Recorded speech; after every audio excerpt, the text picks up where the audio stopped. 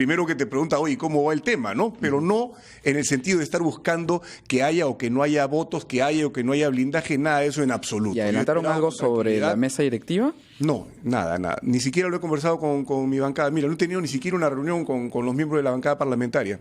Señor Iberico, antes de que el tiempo nos venza, su olfato de antiguo periodista, que usted fue también, sobre el caso de Paolo Guerrero. Complicado, ¿no? Porque, claro, son versiones que se tienen que contrastar y con qué, ¿no? Si estos mozos, y enhorabuena si ha sido así, ¿no? Afirman que estaba contaminada la tetera, pues la siguiente etapa es la más difícil, ¿no? La etapa de probar las cosas que se dicen.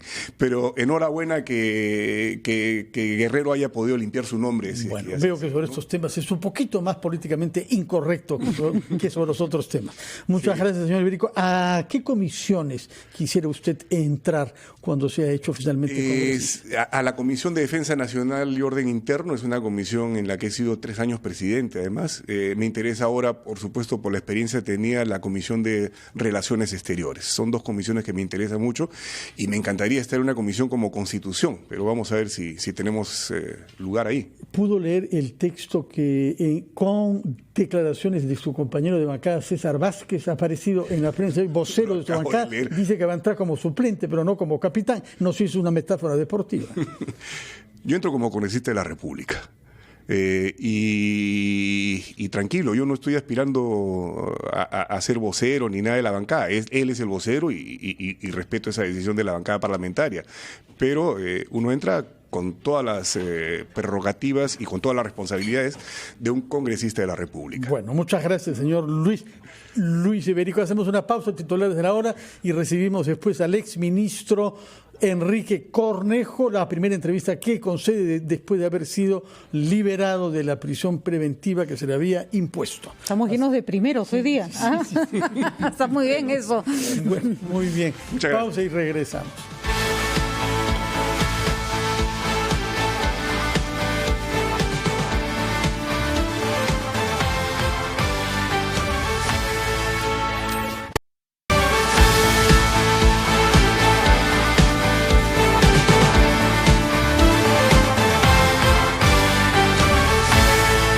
Un gran salto hacia la realidad. Nuevo QLED 8K de Samsung.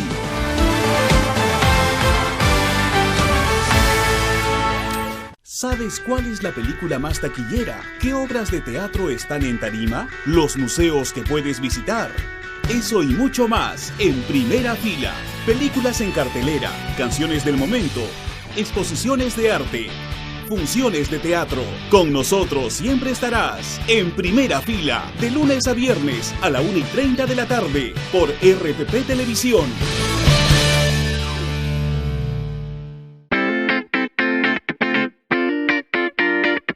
No hay una fórmula mágica para que puedas organizar tus gastos. Sin embargo, te propongo esta estructura simple para que tengas una forma más adecuada de organizar tu dinero. El 10% de tu remuneración, guárdalo y ahórralo. El 20% utilízalo en tus metas de felicidad, en lo que te haga feliz, en tus gastos personales. El 30%, si tienes créditos pendientes o a lo mejor un alquiler que pagar, debe ser destinado para ese rubro. Y el 40% para lo que se conoce como gastos básicos. La comida, la alimentación, la luz, todo lo que necesitas para vivir día a día. Es muy importante que plantees una estructura y que esta estructura se adecue a tu realidad personal.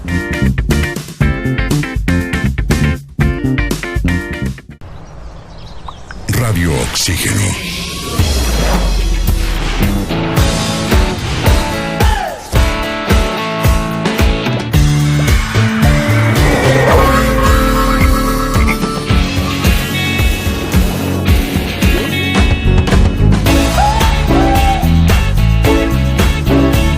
Vemos el mundo diferente porque respiramos música.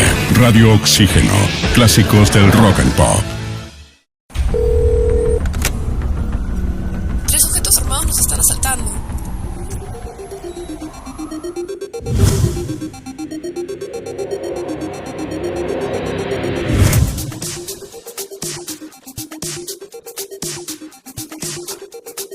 Cuando estés lejos de sentirte seguro, contacta al Rotafono, la línea de ayuda más efectiva.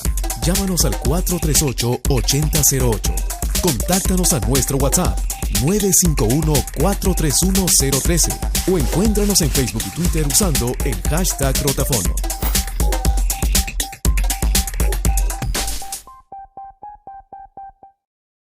¿Sabes cuál es la película más taquillera? ¿Qué obras de teatro están en tarima? ¿Los museos que puedes visitar? Eso y mucho más en Primera Fila. Películas en cartelera, canciones del momento, exposiciones de arte, funciones de teatro. Con nosotros siempre estarás en Primera Fila, de lunes a viernes a la 1:30 de la tarde por RPP Televisión.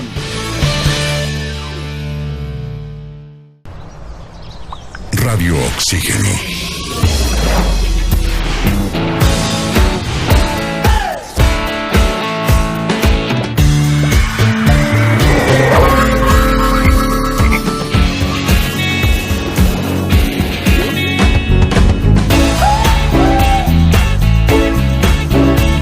Vemos el mundo diferente porque respiramos música. Radio Oxígeno. Clásicos del rock and pop. Nos están asaltando.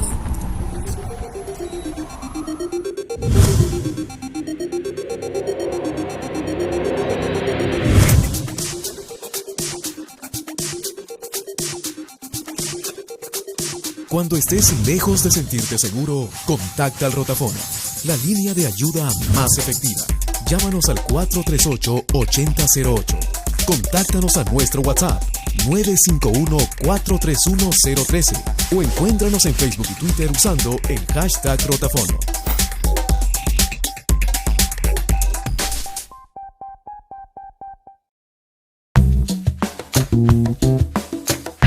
Tenemos que saber que todos nos encontramos en una central de riesgo.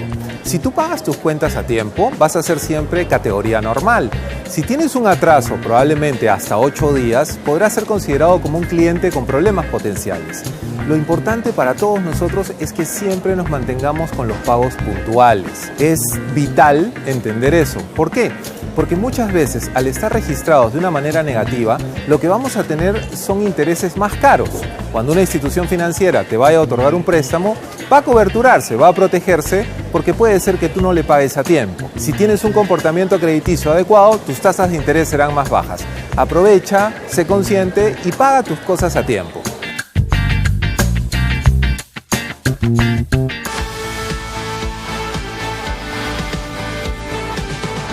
Son las 9:05 de la mañana. Tomamos contacto con nuestro compañero Carlos Villarreal, que está junto al ministro del Interior, Carlos Morán, que debe presentarse hoy a las 3 de la tarde ante el Congreso para dar explicaciones sobre la diligencia fiscal que culminó con el suicidio del expresidente Alan García. Carlos Villarreal, buenos días.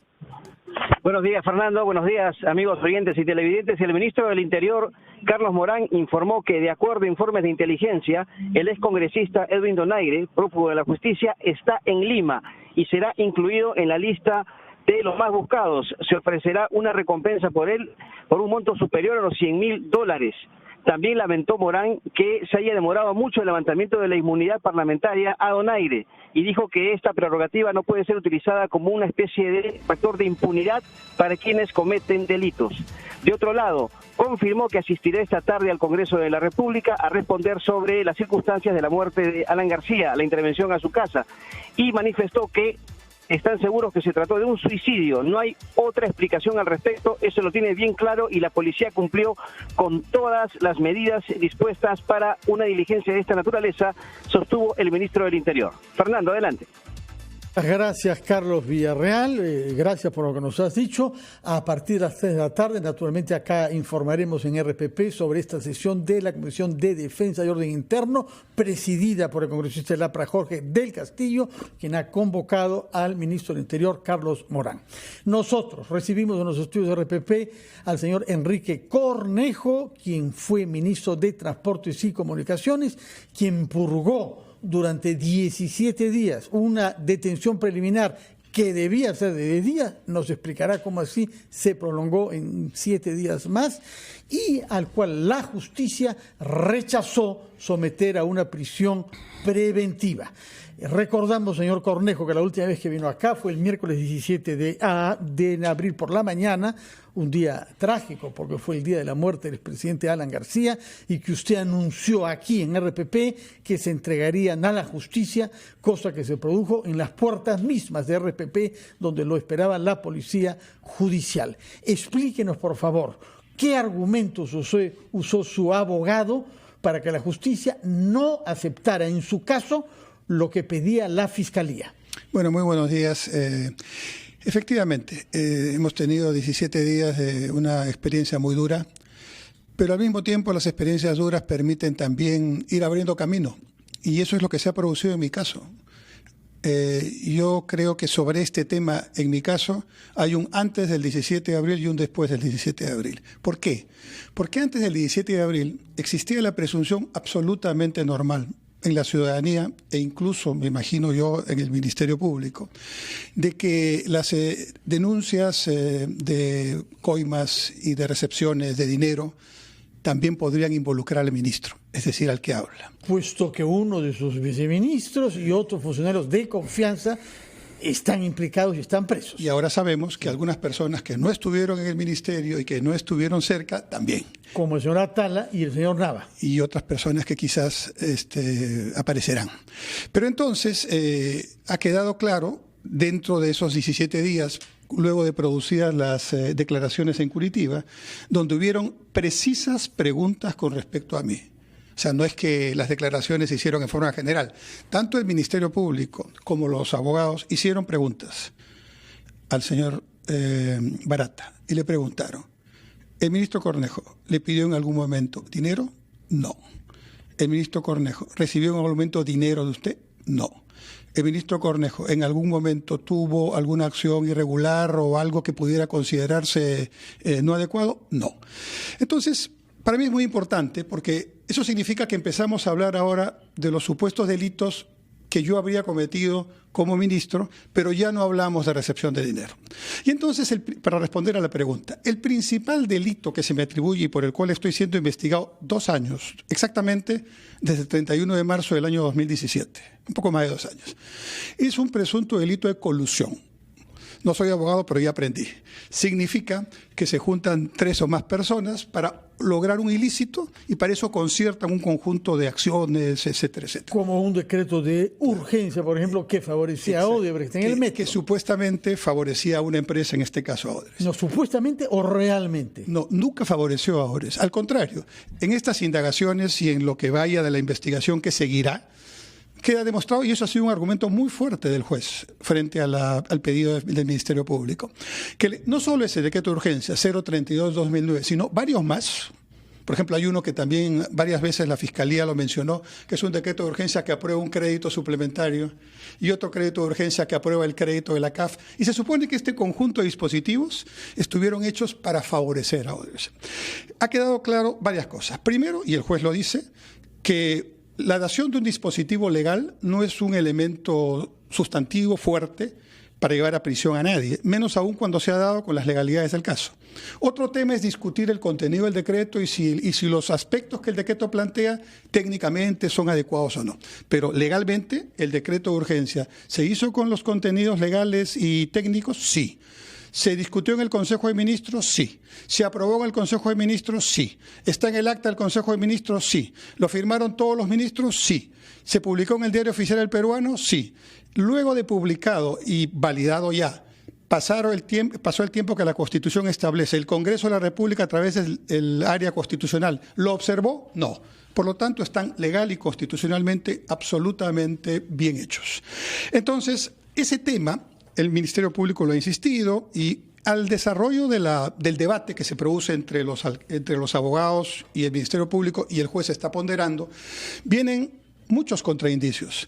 Por ejemplo, es muy interesante ver cómo, yo entiendo al Ministerio Público, su tarea es llevar la investigación penal, por supuesto, y eso es constitucional. Su tarea también es defender su caso.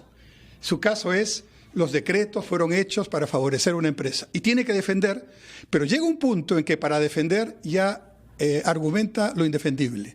Porque han ido varios testigos muchos testigos, no uno, dos, varios testigos que han estado en los diferentes momentos de la aplicación del decreto. Y ellos han afirmado la verdad, que cada uno tuvo su tarea, unos emitieron un memorándum, otros pasaron un informe legal, pero sobre todo me parece uno de los más importantes ha sido el exministro de Economía, Luis Carranza, que preguntado sobre el tema del decreto de urgencia, según la Constitución, un decreto de urgencia solo tiene validez si tiene una naturaleza económica. Por lo tanto, la versión del ministro de Economía es fundamental. Y es el MEF el que da el visto bueno. Y él señala dos cosas. Primero, que el dispositivo estuvo bien dado, que se incluyeron las observaciones de Economía y Finanzas, pero en segundo lugar, y aquí viene un poco la historia de este tema, este decreto se da en el 2009. Y recordemos lo que pasaba en el 2009, estalló la crisis internacional y la política de aquel entonces era desarrollar acciones concretas para inyectar recursos en la infraestructura y el proyecto del tren era uno de varios proyectos que permitían eso y lo logramos. No crecimos mucho el 2009, 0.9, pero al año siguiente crecimos 9 porque el Estado hizo su tarea.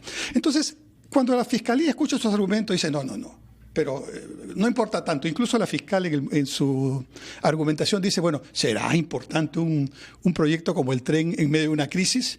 ¿No? Y por supuesto que es importante. Solo es importante mirar la gente que utiliza la línea. Ese es el tema central. Y luego yo sí tengo que decir que con sorpresa y con gran indignación, el día de mi detención, cuando estuve aquí todavía no lo sabía.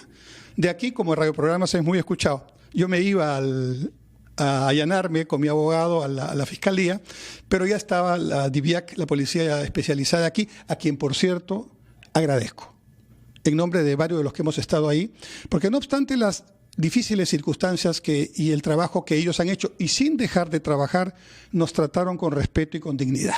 Oír eso de un exaprista llama la atención. Muchas gracias, ¿no? Sí, le dirá la policía. No, gracias porque cuestionada en los días que corren. Cada quien tiene su tarea y la tarea de ellos es vigilarnos y garantizar que la detención preliminar cumpla sus objetivos.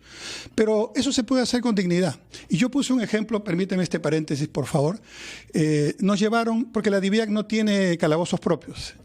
Y como es una situación preliminar que puede terminar en una libertad, como felizmente terminó en mi caso, nos llevaron a las instalaciones de la DIRCOTE. Exactamente las celdas donde han estado y están todavía personas que están investigadas por delito de terrorismo. Y allí el criterio de acción de esos policías, en este caso la DIRCOTE, es primero se investiga y luego se detiene. Se detiene cuando ya tienen todos los elementos. Y ellos, creo que, esto no me lo han dicho, pero sentimos que el trato que nos daban era que en nuestro caso habían hecho al revés. Primero nos detenían para luego investigar. Y eso me parece que es un tema que debe llevar a reflexión. Ahora, hay algunos aspectos que son importantes sobre el caso del tren eléctrico, que finalmente es el caso que lo involucra y el más complicado. Efectivamente, todo lo que usted dice es verdad. Se firmó el decreto de urgencia, se firmó y la obra salió adelante, etcétera. Y se firmó con por lo menos la participación de todos los involucrados. Sin embargo, las explicaciones que da el señor Barata en las conversaciones que ha tenido en Curitiba dan cuenta de algo muy lejano a una acción de gobierno o a una política de Estado.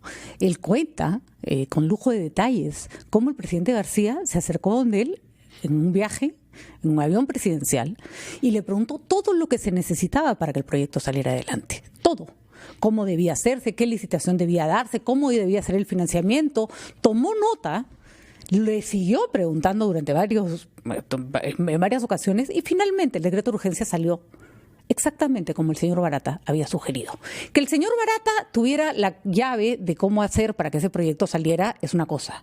Que el gobierno lo usara de consultor para que él mismo ganara después la licitación de un proyecto que iba a hacer y para que el señor García tomara todas las indicaciones de cómo debía hacerse el plan, de acuerdo, el señor Barata no tendría por qué inventarse eso.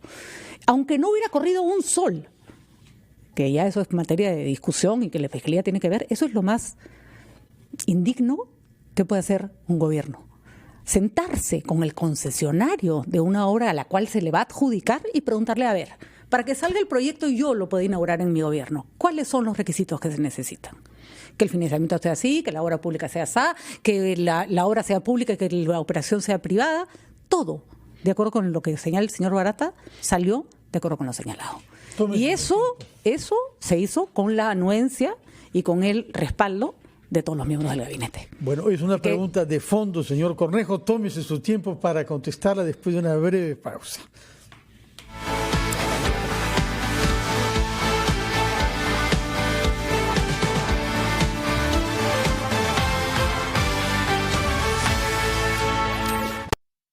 La economía del Perú crece año tras año, pero ese crecimiento no alcanza a todos los peruanos. ¿Cómo se preparan nuestros niños para el futuro? Los servicios digitales deben mejorar la productividad del país. Podemos lograr una economía con servicios y empresas sostenibles. En el 2018 discutimos temas importantes y avanzamos hacia el país que todos soñamos. Segundo Foro Integración al Bicentenario, organizado por RPP con el compromiso de Movistar. ¿Sabes cuál es la película más taquillera? ¿Qué obras de teatro están en tarima? ¿Los museos que puedes visitar? Eso y mucho más en Primera Fila. Películas en cartelera, canciones del momento, exposiciones de arte, funciones de teatro. Con nosotros siempre estarás en Primera Fila, de lunes a viernes a la 1:30 de la tarde por RPP Televisión.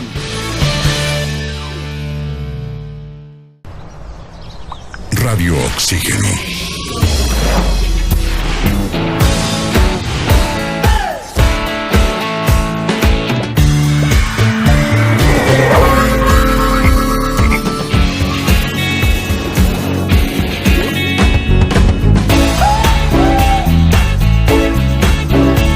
Vemos el mundo diferente porque respiramos música.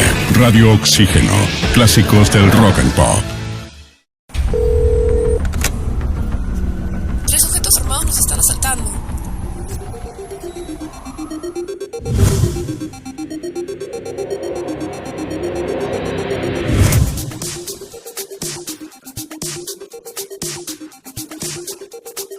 Cuando estés lejos de sentirte seguro, contacta al Rotafono, la línea de ayuda más efectiva.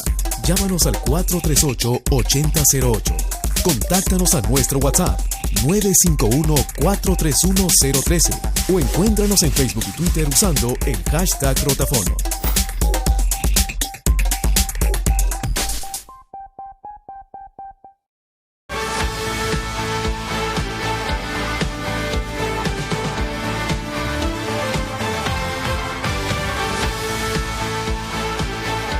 Son las 9:20 de la mañana, estamos entrevistando al ex ministro de Transportes y Comunicaciones, Enrique Cornejo, quien fue del APRA durante varias décadas, renunció a ese partido hace un cierto tiempo ya, y para el cual la justicia rechazó la solicitud de la Fiscalía de prisión preventiva. Nos ha explicado las razones, ante lo cual Patricia del Río le ha formulado una pregunta de fondo sobre la naturaleza de las relaciones que mantuvo el gobierno aprista con el concesionario del metro, Odebrecht.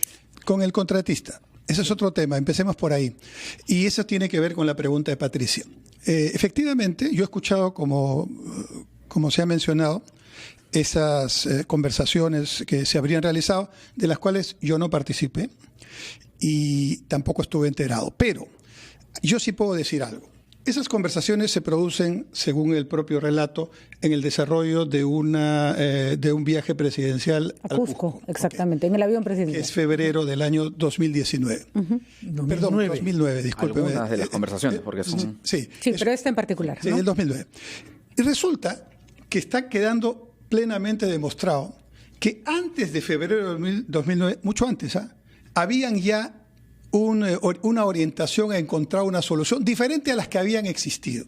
Y quiero explicar esto. Antes de que el tren estuviera en el ámbito nuevamente de transporte, pues otro tema. Estuvo siempre en transportes en el gobierno nacional, pero durante el gobierno de Toledo lo pasaron fue a municipalidad. Y después, a toda velocidad, discúlpeme, después del viaje, regresó a transporte. Primero voy a contestar tu primera pregunta y luego contesto la velocidad. Y entonces resulta que ya habían varias ocasiones, desde el propio municipio, desde el propio gobierno nacional, con mi antecesora Verónica Zavala, que orientaban una búsqueda de una salida diferente porque habían dos concursos que habían quedado desiertos en este mismo intento de la municipalidad. De acuerdo, pero... Te voy a contestar. Sí. Entonces, ¿qué sucede? Se dice que el señor Barata propuso que se dividiera el concurso en dos y propuso también la fórmula que finalmente se dio en el decreto y en otros. No es exactamente así, Patricia. Yo no sé si él tenía la misma idea sobre ese tema, no me consta, no lo escuché ni puedo dar fe de eso, pero sí puedo dar fe de cosas que están ya aprobadas. Antes de 2009, durante el 2008, ya había en el municipio de Lima lo dice el que era entonces el superintendente o jefe de ATE, y lo dice el banco que estaba asesorando a Proinversión por encargo del municipio, que se llamaba Latin Pacific. Ya había la idea de dividir en dos el concurso, una parte por obra pública y una parte por concesión. No es idea del señor Barata. Es una idea que surgió porque justamente lo que intentaba hacer el municipio es no hacerlo así, y por no hacerlo así había fracasado. Segundo, el que sea una obra pública no es un favorecimiento a ninguna empresa. Es lo que habría que hacer, por ejemplo, en Chinchero, para solucionar el problema del aeropuerto en Cusco. Pero señor Cornejo, todo eso que usted dice puede tener lógica. Yo estoy segura que el señor Barata no inventó el agua tibia cuando estaba hablando con el señor García. Pero no se trata de cuál fue la solución a la que se llegó.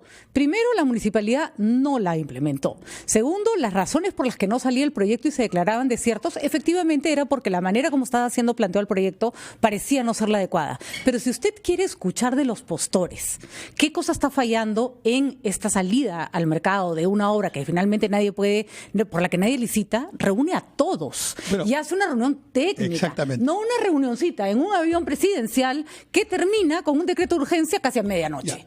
Estoy de acuerdo con la primera parte de tu afirmación. Yo no lo haría.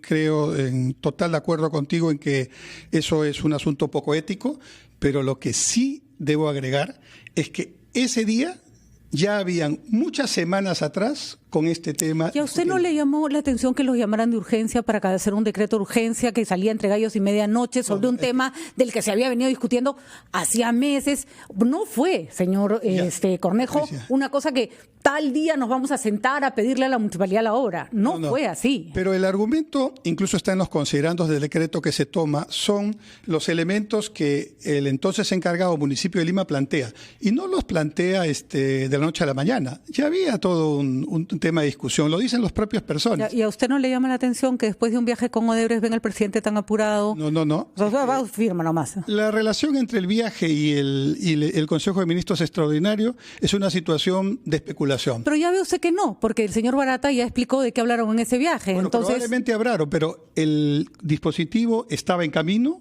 Todas las personas que han participado en el dispositivo han contado con lujo de detalles cómo estaban participando. Pero usted estaba en el avión. Sí, pero yo no participé en esa conversación. Pero ministros por la noche. El señor García habla con el señor Barata sobre las condiciones de las que debe tener una obra que va a entrar en su ministerio. ¿Usted está sentado en el avión y usted no sabe nada? No, porque el avión tiene varios compartimentos. El compartimento donde se habría producido esta conversación es el compartimento del presidente. O sea, digamos clase ejecutiva y usted iba en económica. Una VIP, donde está el presidente de Sol. Pero con mayor razón no le hace dudar que después de ese viaje baja el señor García del avión, vamos a cambiar las cosas y usted... porque no es así. Adelante, no es así, porque el dispositivo legal no cambió nada, se estaba preparando desde antes. Pero lo más importante... Pero permíteme que le pregunte algo. Si estos procedimientos han sido tan angelicales como usted ha querido describirnos, ¿por qué corrió tanta plata? ¿Por qué hay testaferros? ¿Por qué hay Atala? ¿Por qué hay Nava? Y dice usted, otras personas que aparecerán. A ver, porque yo creo que ese era un modus operandi de la empresa investigada. Era un modus operandi con todas las obras y en todos los países, como queda demostrado. Pero aquí hay un elemento que ahora sí lo digo con total convicción. Lo he dicho varias veces aquí, en la cabina de RPP. Se lo dije a los congresistas en la Comisión Lavajato, no me quisieron escuchar. También se lo he dicho al Ministerio Público. Voy a usar tu pregunta y voy a agregar algo a la pregunta. Si esta empresa ya estaba segura de ganar la licitación, porque había coimeado a algunos de los funcionarios y había coimeado a gente afuera que no estaba en el ministerio.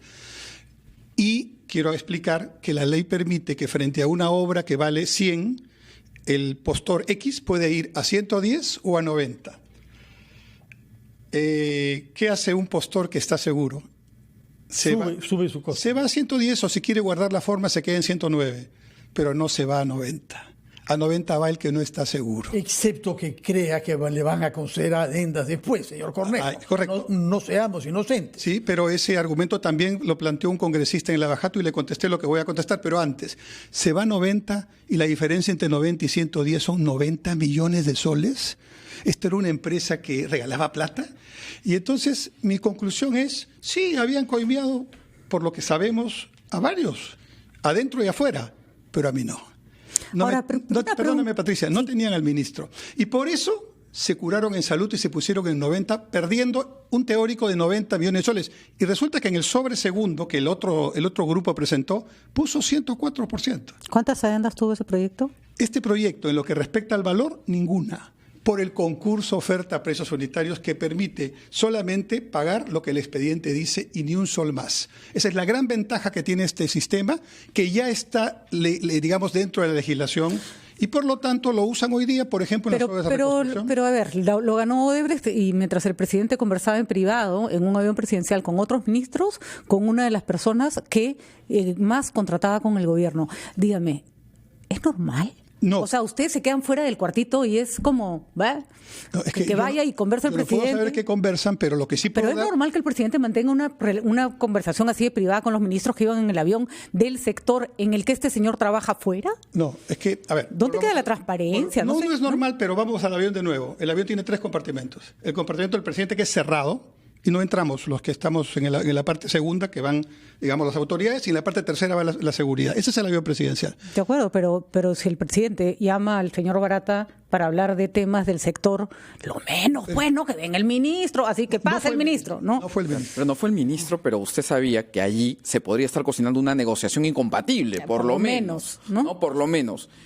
Y a pesar de eso, y aun cuando creyera que tenía la seguridad de por qué se tenía que aprobar el decreto de urgencia, no alertó, no dijo nada, se mantuvo en el cargo y lamentablemente hoy en día conocemos ya lo que se negoció, lo que se conversaba en ese momento. Y también conocemos, permítame, que el proyecto se hizo con el mejor sistema de contratación que era en ese momento el que se tenía que hacer. Sí, pero lo ganó la persona que dijo cómo debía presentarse el proyecto. Y eso... Ahí van, a ver, dije... O sea, mira, ahí ni siquiera hubo club de la construcción, que es peor. Sí, ni siquiera. O sea, ni siquiera se pusieron de acuerdo los privados. ¿Qué se conversó? Club de uno, al menos. ¿Qué se conversó? Y si eso es ético o no, estoy de acuerdo que no es ético, no participé en eso y por lo tanto no puedo dar fe de aquello. Pero sí puedo decir que si hoy me preguntaran a mí, o a cualquiera, o a la ministra flamante que ha sido entrevistada al inicio de esta ampliación, ella va a tener que enfrentar cómo hacer la línea 3, la 4 y la 5 y la 6.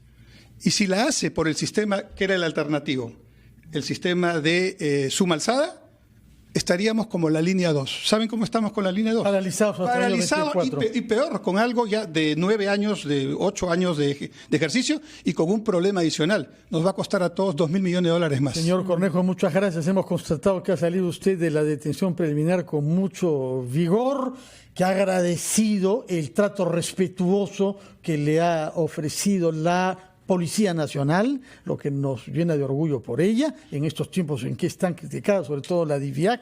Le agradecemos sus explicaciones y recordamos, sin embargo, que usted está sometido a restricciones judiciales para que la Fiscalía haga la acusación y sea sometido a juicio. Lo único que se le ha concedido por ahora es no estar en prisión preventiva, pero el tema judicial queda pendiente. Sí, no está en prisión preventiva, lo cual me parece que es un derecho, dadas las circunstancias, para cualquier ciudadano.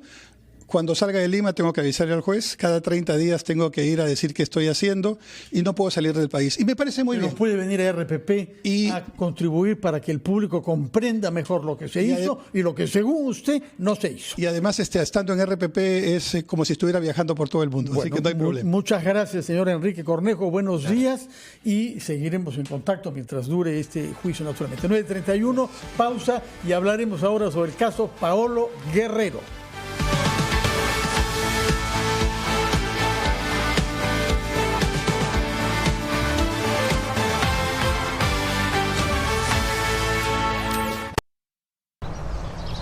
Radio Oxígeno.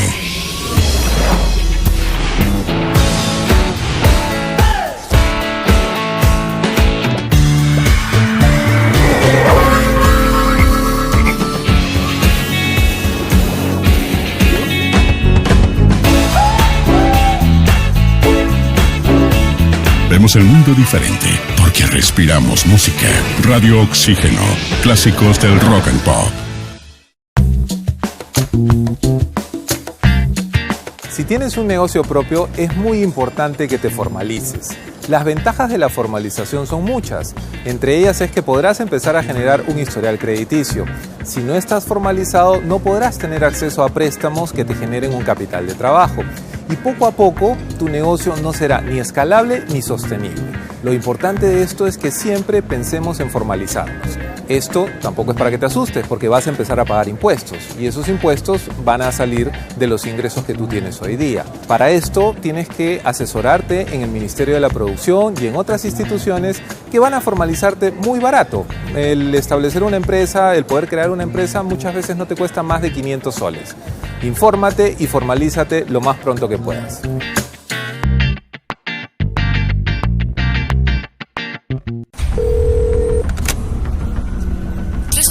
Nos están asaltando.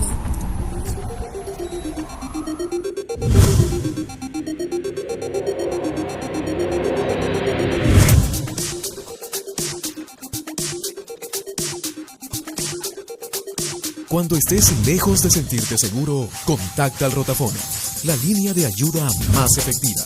Llámanos al 438-8008. Contáctanos a nuestro WhatsApp 951-431-013 o encuéntranos en Facebook y Twitter usando el hashtag Rotafono.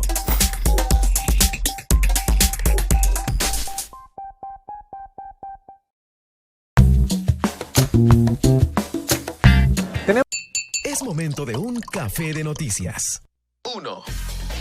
Tras conocerse los nuevos testimonios de ex trabajadores del Swissotel que exculpan a Paolo Guerrero, el capitán de la selección peruana dijo sentirse satisfecho porque finalmente ganó la verdad. 2. La Unidad de Inteligencia Financiera reveló que la empresa de José Nava hizo varios pagos al actual congresista del Partido Aprista Elías Rodríguez y al exministro de Justicia Aurelio Pastor, según un informe del programa dominical Cuarto Poder. 3.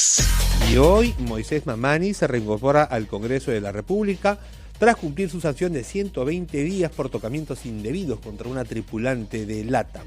4. Las autoridades rusas confirmaron la muerte de 41 de los 78 ocupantes del avión que se incendió en Moscú tras efectuar un aterrizaje de emergencia. 5. Y Deportivo Binacional venció de visita 3-2 a la Alianza Universidad en el estadio Heraclio Tapia de Huánuco. Sigue como puntero del torneo Apertura. ¡Qué buen café de noticias!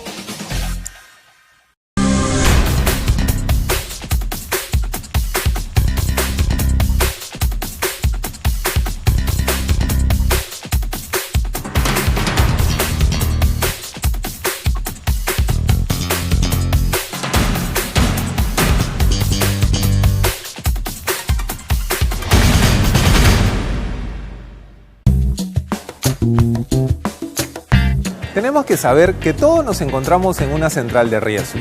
Si tú pagas tus cuentas a tiempo, vas a ser siempre categoría normal. Si tienes un atraso, probablemente hasta 8 días, podrás ser considerado como un cliente con problemas potenciales. Lo importante para todos nosotros es que siempre nos mantengamos con los pagos puntuales. Es vital entender eso. ¿Por qué? Porque muchas veces, al estar registrados de una manera negativa, lo que vamos a tener son intereses más caros. Cuando una institución financiera te vaya a otorgar un préstamo, va a coberturarse, va a protegerse, porque puede ser que tú no le pagues a tiempo. Si tienes un comportamiento crediticio adecuado, tus tasas de interés serán más bajas. Aprovecha, sé consciente y paga tus cosas a tiempo. ¿Sabes cuál es la película más taquillera? ¿Qué obras de teatro están en tarima? ¿Los museos que puedes visitar? Eso y mucho más en Primera Fila. Películas en cartelera, canciones del momento, exposiciones de arte, funciones de teatro. Con nosotros siempre estarás en Primera Fila, de lunes a viernes a la 1:30 de la tarde por RPP Televisión.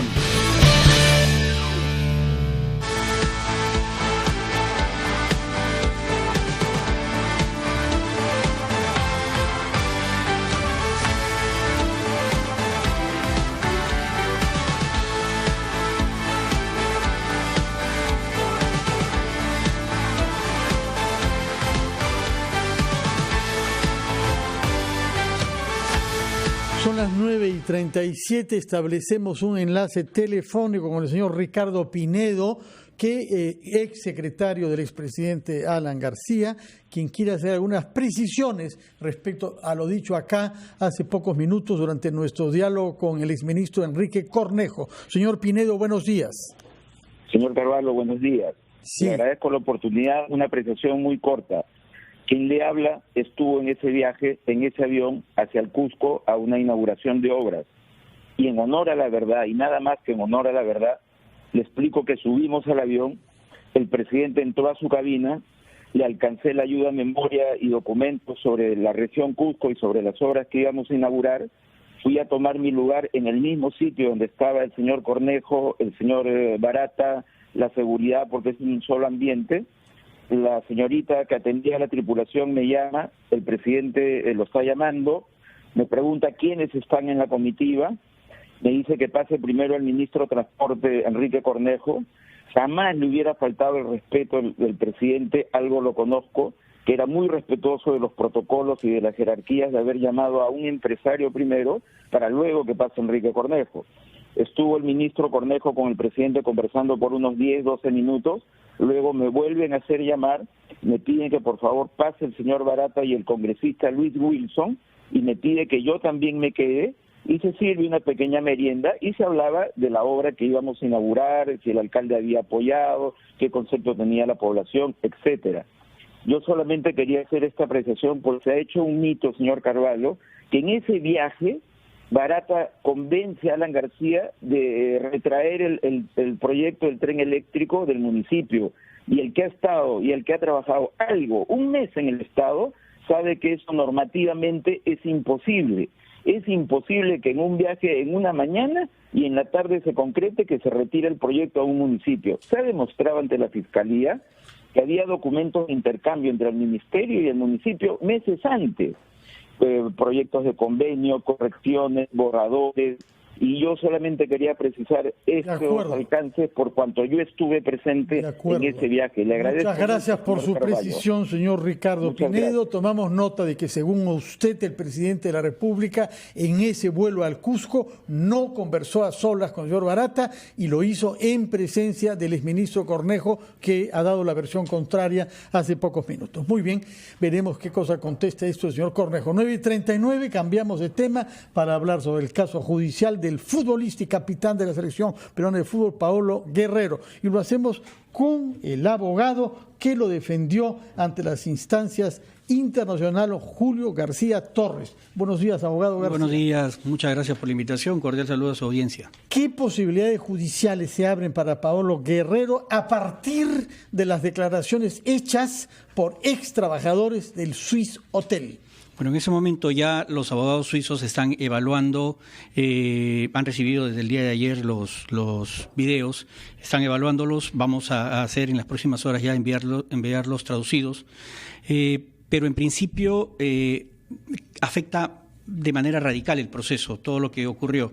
Primero, no solamente porque ratifica la versión de Paolo de que él jamás consumió algo prohibido y que además no tuvo responsabilidad en los hechos, ¿no?, sino porque además cambia aparentemente, y esto hay que profundizar un poco más seguramente a partir de lo que la Fiscalía a nivel local pueda hacer, podemos terminar de definirlo.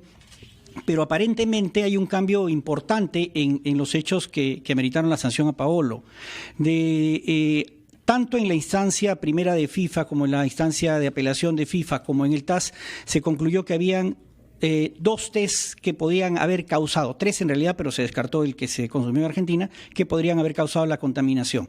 Uno que se consumió a la hora del almuerzo el día 3 de octubre del año 2017 en el Swiss Hotel, y el segundo que se consumió en la sala de visitas el mismo día, por la tarde.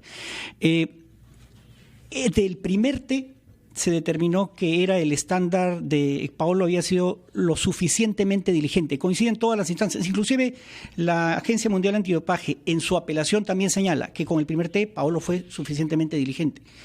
En ese té estuvo presente, es el té que le trae la nutricionista o que la nutricionista le indica a Paolo y ella ve que se lo sirvan.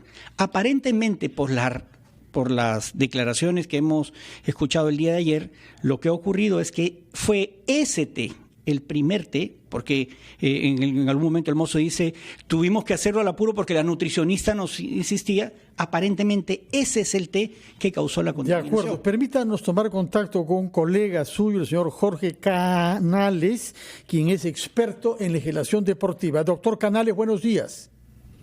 Buenos días, Fernando. Adelante, por favor. Sí, queremos saber, por favor, ¿por qué ahora la justicia suiza podría atender argumentos que no atendió en su momento, que desechó en su momento. Es cierto que tenemos el testimonio de 2 empleados del Swiss Hotel, pero ¿eso puede cambiar la naturaleza del fallo de la justicia suiza? Bueno, ante todo un saludo para ustedes, saludo para Julio, que está allí. Yo sería un poco cauto con el tema, hay que ir con cuidado, está en una etapa de investigación, hay que ver qué se va a concluir, hay que ver todos los actores, pero un tema importante, durante el procedimiento internacional, estamos en un procedimiento de etapa nacional. En este procedimiento se está viendo la responsabilidad que podría tener y hemos escuchado los argumentos de estas personas que han declarado anoche, también hemos escuchado a Paolo en vivo y también se ha escuchado las declaraciones del abogado del Swiss Hotel. Es muy importante que se determine fehacientemente cualquier tipo de responsabilidad y esa responsabilidad conllevaría definitivamente a una reparación como lo han manifestado los abogados. Respecto de la instancia internacional, nosotros hemos cruzado la información con gente de WADA, hemos cruzado la información con CONAT y claramente los abogados de Paolo no pudieron demostrar en esa instancia internacional la teoría de la contaminación. Si bien es cierto, estos argumentos podrían reforzar y podrían cambiar el tema, también es cierto que hay otras formas de probar y es netamente con pruebas químicas. Por allí es donde se trabajó y creo yo un poco complicado que se pueda reabrir el caso. Muchas gracias, señor Canales. Perdón. Yo quería hacerle una pregunta porque tengo entendido que según la legislación de la WADA, el hecho de que la contaminación sea involuntaria no exime al deportista de culpa, porque se asume que uno es responsable de todo lo que esté en su organismo, por decirlo de alguna manera. Y dice expresamente que no constituirá una defensa contra una infracción de las normas antidopaje alegar que alguna persona del entorno del campamento deportivo le dio una sustancia o que una sustancia prohibida no estaba enumerada en o etiquetada en un producto. Entonces, así se probara que la jarra estaba mal lavada, ¿habría algún cambio en la disposición? Bueno, efectivamente, Patricia, lo que tú comentas es correcto.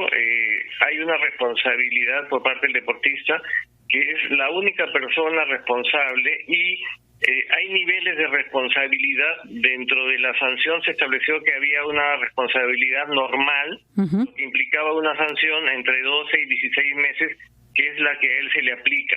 A él se le ha aplicado una sanción, sí, atenuada, porque la sanción parte por el analítico adverso. El analítico adverso no puede ser rebatido porque definitivamente la sustancia está en su cuerpo y lo que Julio ha manifestado también es correcto, pero aquí el tema es complicado porque todas las instancias internacionales ya se agotaron hasta la última instancia y habría que ver realmente qué va a pasar primero aquí en Perú, porque esta es una investigación abierta y no está concluida, y además algo que mencionó el abogado del Swiss Hotel, es que estas personas tienen declaraciones contradictorias y además, ¿por qué lo dicen recién? También eso es algo que se tiene que evaluar y que eso lo tiene que evaluar el fiscal y la justicia peruana. Muchas gracias, señor Jorge Canales, por sus explicaciones. Vamos a hacer una pausa y vamos a remitir estas preguntas al señor Julio García, que se queda con nosotros durante la pausa.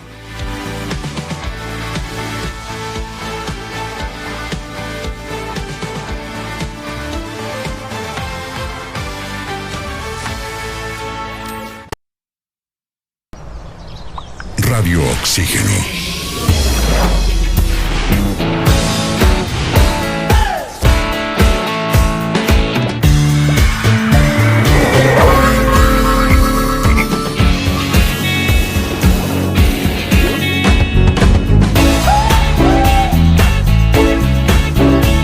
Vemos el mundo diferente porque respiramos música. Radio Oxígeno. Clásicos del rock and pop. 3 sujetos armados nos están asaltando.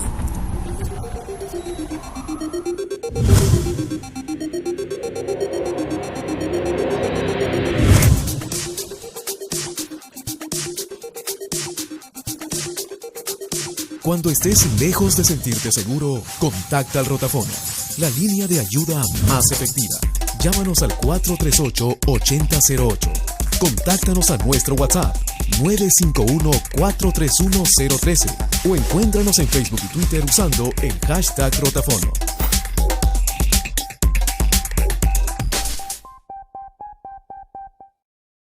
¿Sabes cuál es la película más taquillera? ¿Qué obras de teatro están en tarima? ¿Los museos que puedes visitar?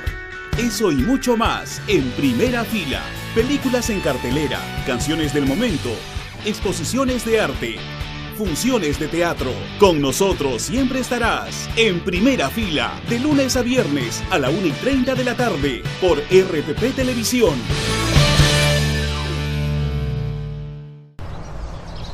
Radio Oxígeno.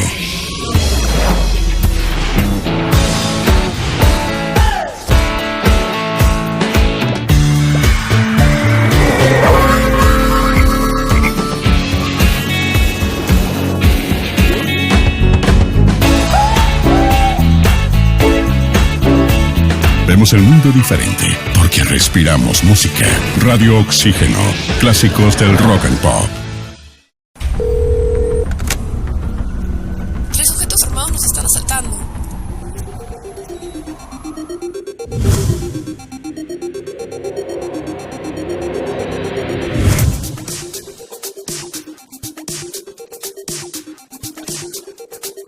Cuando estés lejos de sentirte seguro, contacta al Rotafono, la línea de ayuda más efectiva. Llámanos al 438-8008. Contáctanos a nuestro WhatsApp 951-431-013 o encuéntranos en Facebook y Twitter usando el hashtag Rotafono.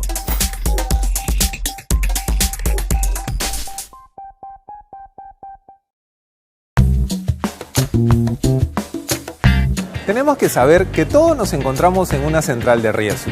Si tú pagas tus cuentas a tiempo, vas a ser siempre categoría normal. Si tienes un atraso, probablemente hasta 8 días, podrás ser considerado como un cliente con problemas potenciales. Lo importante para todos nosotros es que siempre nos mantengamos con los pagos puntuales. Es vital entender eso. ¿Por qué? Porque muchas veces, al estar registrados de una manera negativa, lo que vamos a tener son intereses más caros. Cuando una institución financiera te vaya a otorgar un préstamo, va a coberturarse, va a protegerse, porque puede ser que tú no le pagues a tiempo. Si tienes un comportamiento crediticio adecuado, tus tasas de interés serán más bajas. Aprovecha, sé consciente y paga tus cosas a tiempo. ¿Sabes cuál es la película más taquillera? ¿Qué obras de teatro están en tarima? ¿Los museos que puedes visitar? Eso y mucho más en Primera Fila.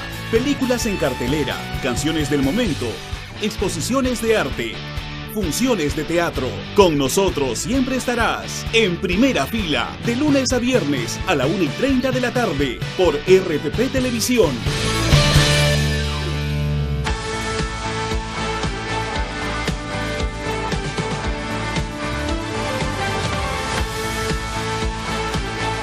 Son las 9:51 de la mañana, estamos en los estudios con el abogado Julio García, quien fue abogado en instancias internacionales de Paolo Guerrero, con el que hemos escuchado al especialista en legislación deportiva, señor Jorge Canales, que nos ha dicho por qué estas declaraciones de los ex empleados del Swiss Hotel se producen ahora, tanto tiempo después de que el caso haya sido visto hasta instancias suizas. ¿Qué contestaría usted a un tribunal suizo que le pregunte eso? Hay dos cosas que tenemos que mencionar. Primero, aquello de que hay una versión contradictoria de esos empleados lo desconocemos.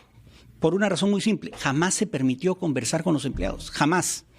Lo único que ocurrió fue que cuando Paolo quiso saber quién era el mozo que lo había atendido, Paolo fue con un amigo, prefirió no ir con abogado para que fuera un ambiente mucho más relajado.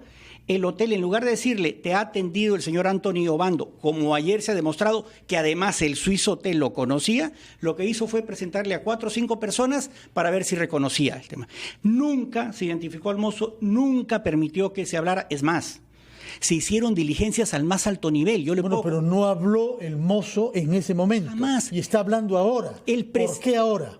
el presidente de la República de aquel entonces, el señor Kuczynski, conversó con el presidente del directorio del Swiss Hotel para que se nos permitiera acceder a conversar con los mozos. Se nos negó. A través de la Embajada de Ecuador se habló con el accionista mayoritario de la razón social que está detrás del Swiss Hotel. No cuente mucho esto, no sea que lo oigan los suizos e interpreten que había injerencia política. No, en absoluto, porque lo único que buscábamos es que se nos permitiera, además no había procedimiento judicial, que ese es el otro tema que se ha mencionado. Ahora, qué coincidencia que estos señores, mientras fueron empleados del Swiss Hotel, no pudimos conocer su opinión. Ahora que son ex empleados del Swiss Hotel, hablan. Para mí ahí hay una...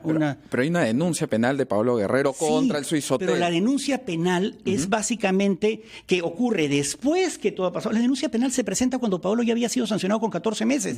Eso es algo que también hay que aclarar porque ayer se ha inducido. En el marco de esta denuncia y las investigaciones que habrá seguido su equipo, ¿no han tenido contacto posterior con alguno de estos testigos? La denuncia penal se orienta específicamente a lo siguiente. Le digo porque yo estuve viendo eso. La denuncia penal se orienta a lo siguiente, a decir...